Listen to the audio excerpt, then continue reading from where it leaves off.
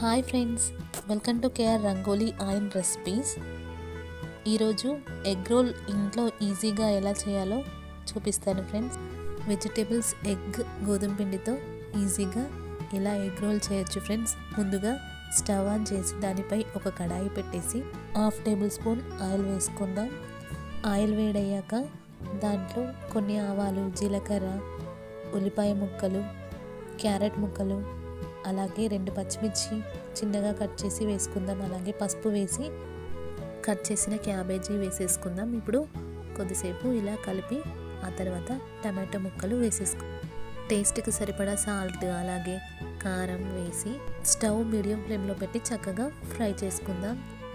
లాస్ట్లో కొత్తిమీర వేసి ఈ క్యాబేజీ కర్రీని పక్కన పెట్టేసి స్టవ్ మీద ఒక ప్యాన్ పెట్టుకుందాం. దానిపైన కొద్దిగా ఆయిల్ వేసి ముందుగా ప్రిపేర్ చేసి పెట్టుకున్న చపాతీ కాల్చుకుందాం. ఒక సైడ్ కొద్దిగా కాల్చిన తర్వాత రెండో సైడ్ తిప్పి ఒక ఎగ్ తీసుకొని దాన్ని బ్రేక్ చేసి ఆ చపాతీ పైన వేసుకుందాం. స్టవ్ని లో ఫ్లేమ్లో పెట్టి చపాతీని కాల్చుకుందాం. ఎందుకంటే ఈ పైన వేసిన ఎగ్ చక్కగా కాల్చుకునేంత వరకు కింద మాడిపోయే అవకాశం ఉంది. అందుకని మనం లో ఫ్లేమ్లో పెట్టి కాల్చుకుందాం. ఆ తర్వాత రెండో సైడ్ తిప్పి దాన్ని ఇంకొద్దిసేపు చక్కగా కాల్చుకుందాం.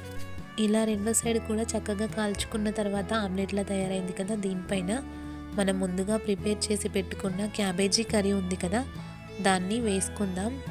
ఆ తర్వాత ఆ చపాతీని మనం ప్యాన్ పై నుండి తీసి ఒక బౌల్లో కానీ ప్లేట్లో కానీ సర్వ్ చేసుకొని ఇలా చపాతీని రోల్ చేద్దాం. అంతే, టేస్టీ ఎగ్ రోల్ రెడీ.